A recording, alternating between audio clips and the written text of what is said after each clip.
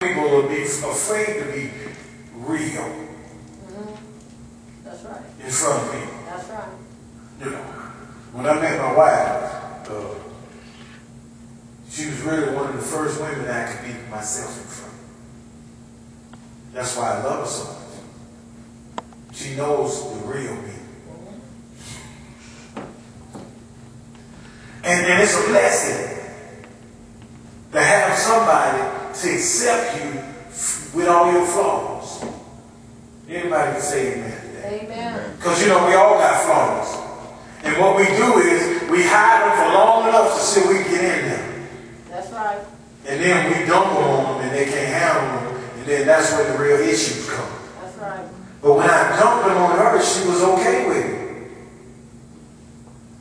You know, I'm a very silly person. Most people don't know that. I mean, very extreme. I'm silly. But she knows that. And it's almost sometimes that she happens. Yeah, it's not easy. But I have been that way all the time. But I just have to put on this persona that I'm a very serious person all the time. You know? And it's depressing for me because I'm not. So, you know, trying to be something I'm not, it makes you depressed. You know what I'm saying? And now I got to put on airs. So it was a real blessing when I met her. I could be silly around her. And I felt comfortable. And that's what God is trying to take the church. He wants to take us to the place where we can be real and feel comfortable in what He's doing in the church. Amen. And not, you know, try to be something that we're not, you know. Too many preachers want to be big-time preachers where they got a few people and then they make them bodyguards. Y'all know I'm telling the truth. They make them servants. You know, when God is wanting us just to be real, you don't need no bodyguard. Holy Spirit's your bodyguard. God is your protector. Let me tell you something. If the enemy is trying to kill you and it's time for you to go, ain't no way you can have 10 bodyguards and you're going to still die.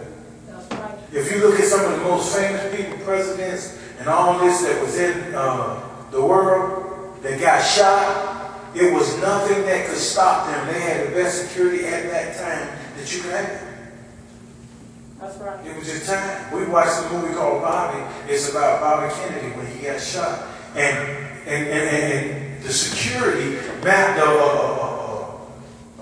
way for him to get out of the hotel that night that he won the California primary. And he went to this hotel and it was his big night. And, you know, he had his big speech and thanked people. Matter of fact, they said if he hadn't won that, he wouldn't even kept on running. But he won it by a landslide. And they mapped out a secure route out of there. And guess what? They mapped out a route to go through the kitchen. Figuring, you know, it probably won't be nobody. And that's where he got shot in the kitchen. The killer got in there. Best security it was. Secret Service, all kind of people all over the place. Couldn't stop what was inevitable. So you can't live life worried about what's going to happen tomorrow. Amen. That's why God said tomorrow will take care of it. You worry about it today. He said sufficient is the evil. Yes, it is. Today. Come on, somebody. You ain't got to worry about it tomorrow. You got enough on your plate. Today. Come on, somebody. You know, when I was a kid, I used to like to eat. Y'all ain't got to laugh. And I wouldn't even be finished with my plate and be worried about what was left that I was going to get. Anybody know what I'm talking about? You know, it might be a chicken wing left if you like chicken wings. Come on, somebody. And you're not even finished. You're trying to hurry up because you can't go and get the seconds until you finish what you got. But you worried about, is that chicken wing still over there? And it would mess you up because you wouldn't even eat your food right. That's why I don't chew. I had to make myself, now I have to concentrate and make myself chew. Instead of me doing it when I should have been doing it, then that would have been a habit that I have to chew my food. Because I used to, you know, my daughter, she told me I'm a vacuum cleaner. Because I can really put it away. But I learned that worrying about tomorrow, or worrying about, you know, the next meal when I'm eating the one now. Trying to hurry up. God wants us to be real. Then the last one, which is the most important, that's the one we really going to be talking about today, is the knowledge of God. The knowledge of God. How many of y'all know we really can't know everything God knows? That's not what he's trying to say. No.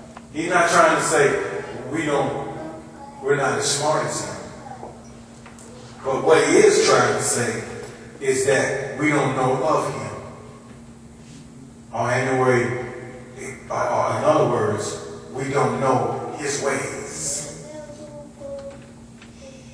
We're so focused on how we do things and how this world do things. It's so embedded in our minds and our hearts how the world operates. When it reveals to us the plan of God, it don't make sense to us because we still hold fast to this world. That's right. We still hold fast to the traditions of this world. We still hold fast to the knowledge of this world. We still hold fast to how they do things in this world. And it don't make sense to us